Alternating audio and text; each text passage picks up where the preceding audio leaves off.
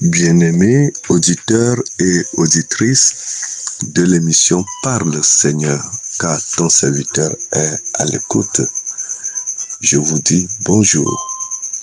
Cette émission vous est présentée par votre serviteur Sanvi Koku Apitobo Samuel. Parle Seigneur, car ton serviteur est à l'écoute. Nous continuons notre étude sur le livre de l'Apocalypse que nous avons dénommé l'essentiel pour le livre de l'Apocalypse.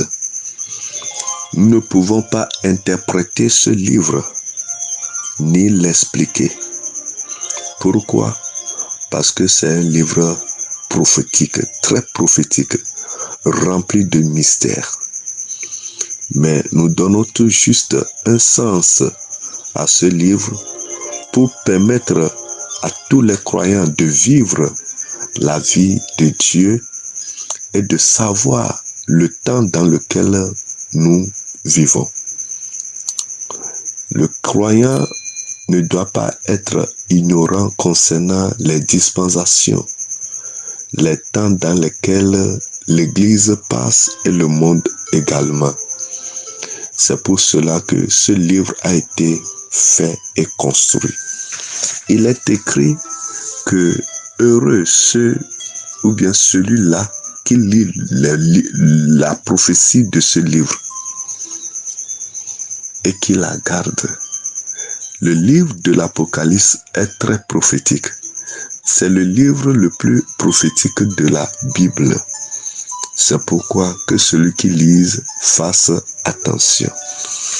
Que le Saint-Esprit nous aide à pouvoir comprendre ce qui est nécessaire pour nous. Aujourd'hui, nous sommes à la 23e partie de cette étude et nous lisons dans Apocalypse chapitre 5. Apocalypse chapitre 5, versets 1 à 10. Là, il est écrit: Puis je vis dans la main droite de celui qui était assis sur le trône un livre écrit en dedans et en dehors, scellé de 7 sceaux. Et je vis un ange puissant qui criait d'une voix forte: Qui est digne d'ouvrir le livre et d'en rompre les sceaux? Et personne dans le ciel, ni sur la terre, ni sous la terre ne put ouvrir le livre, ni le regarder. Et je pleurais beaucoup de ce que personne ne fut trouvé digne d'ouvrir le livre, ni de le regarder. Et l'un des vieillards me dit: Ne pleure point.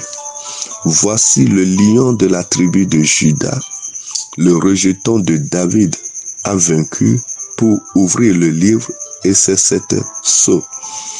Et je vis au milieu du trône et des 4 êtres vivants et au milieu des vieillards un agneau qui était là comme immolé.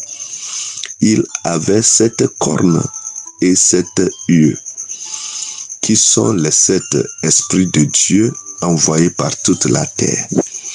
Il vint et il prit le livre de la main droite de celui qui était assis sur le trône.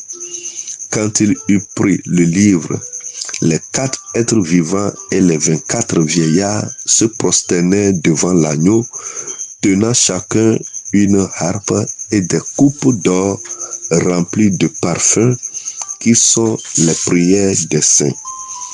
Et ils chantaient un cantique nouveau en disant: Tu es digne de prendre le livre et d'en ouvrir les sceaux, car tu as été immolé et tu as racheté pour Dieu par ton sang des hommes de toute tribu, de toute langue, de tout peuple et de toute nation.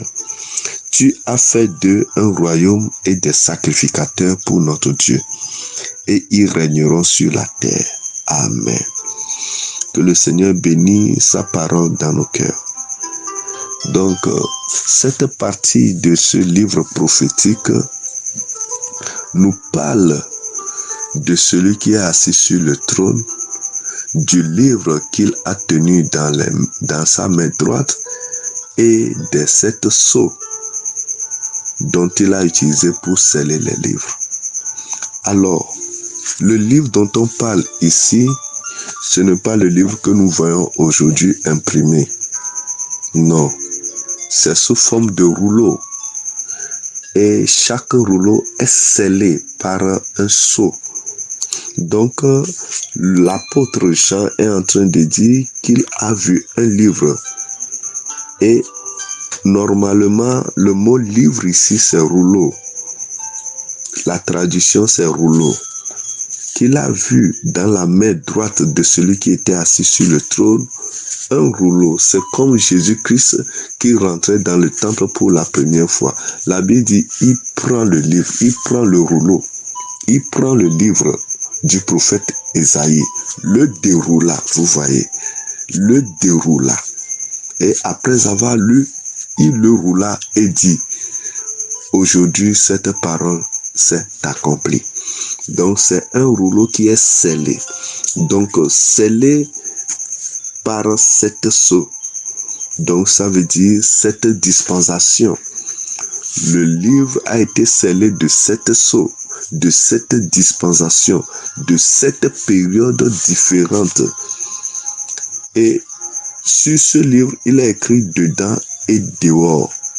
Donc si vous prenez le rouleau, c'est écrit dedans et dehors. Et la Bible dit, un ange puissant criait d'une voix forte, qui est digne d'ouvrir le livre et d'en rompre les sceaux?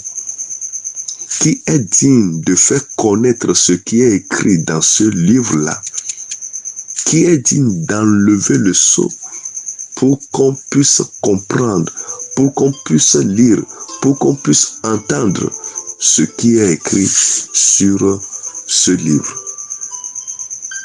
Alors, il y a un grand silence.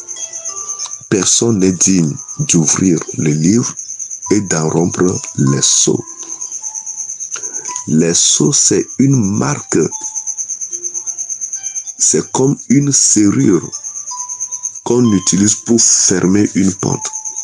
Donc, la clé se trouve seulement chez celui qui a scellé le livre. Et l'apôtre disait qu'il pleurait parce qu'on n'a trouvé personne digne d'ouvrir les sceaux, d'ouvrir le livre et d'en rompre les sceaux. Mais aussitôt, il a vu sortir du milieu du trône et des 4 êtres vivants et au milieu des vieillards un agneau comme immolé. Et cet agneau avait 7 cornes sur la tête et 7 yeux et 7 yeux qui sont les 7 esprits de Dieu envoyés par toute la terre. Donc voilà un agneau qui est sorti du trône de Dieu, semblable à un agneau immolé qui a 7 cornes sur la tête. Nous savons que le chiffre 7, c'est le chiffre de la perfection. 7 cornes sur la tête et 7 yeux. Les yeux de Jésus-Christ, la Bible le dit clairement ici que c'est les 7 esprits de Dieu envoyés par toute la terre. C'est l'omniprésence de Dieu. Nous ne pouvons pas se cacher de Dieu. Nous ne pouvons pas être inaperçus. Dieu voit toutes choses par terre. Son esprit parcourt toute la terre. Alors les 7 cornes sur la tête de l'agneau immolé peut être l'image des 7 églises. Et les 7 églises-là ne représentent que l'église, le corps du Christ en général.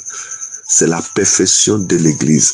Jésus-Christ a été immolé pour nous sauver. C'est lui l'agneau de Dieu, comme Jean l'a dit. Il est l'agneau de Dieu qui ôte le péché du monde. Nous devons savoir qu'il n'y a aucune solution si ce n'est en Jésus-Christ. Aucun problème ne peut se résoudre si ce n'est qu'en Jésus-Christ. Donc le problème du monde entier concernant la fin, la solution se trouve dans la main de l'agneau immolé. Alors, cette révélation des fins de temps se trouve dans la main de Jésus-Christ, qui est l'agneau de Dieu qui sortait du milieu du trône des 4 êtres vivants et des 24 vieillards. Alors l'apôtre dit, quand il eut pris le livre, les 4 êtres vivants et les 24 vieillards se prosternèrent devant l'agneau de Dieu, tenant chacun une harpe et des coupes d'or remplies de parfums, qui sont les prières des saints. Lorsque nous prions, c'est comme de l'offrande que nous offrons à Dieu. Et la Bible dit ici que c'est comme des parfums devant Dieu. Dieu voudrait sentir l'odeur de ta prière. Dieu veut sentir l'odeur de nos prières. Donc celui qui ne prie pas n'agrée pas Dieu. Celui qui ne prie pas ne fait pas plaisir à Dieu. Dieu trouve son plaisir dans nos prières. C'est pourquoi si tu n'as rien à dire, dis seulement un mot au Seigneur. Dis merci au Seigneur ce matin. Remercie-le parce qu'il est digne de recevoir nos louanges. Donc les 24 vieillards ont des harpes dans la main pour louer le Seigneur. Et lorsque ils louent le Seigneur, la Bible disait qu'ils tenaient dans leurs mains des coupes d'or remplies de parfums, qui sont les prières des saints. Bien-aimés auditeurs et auditrices, lorsque nous prions, ces 24 vieillards qui sont tout autour du trône de Dieu accompagnent nos prières par leurs chansons d'adoration. N'est-ce pas merveilleux que mes prières seront accompagnées par des chansons d'adoration devant le trône de gloire? C'est pourquoi il est très primordial pour un enfant de Dieu de prier. Ne sors pas de la maison sans avoir prié. Et après avoir rentré aussi dans la maison, il faut toujours prier. Car la prière est une force pour le croyant. Oui, c'est l'agneau de Dieu qui a fait de nous un royaume, un peuple béni, un peuple mis à part, un sacrificateur. Que le Seigneur nous bénisse parce que nous sommes importants. Que le sang de l'agneau nous couvre et que Jésus-Christ soit le protecteur de nos vies à jamais.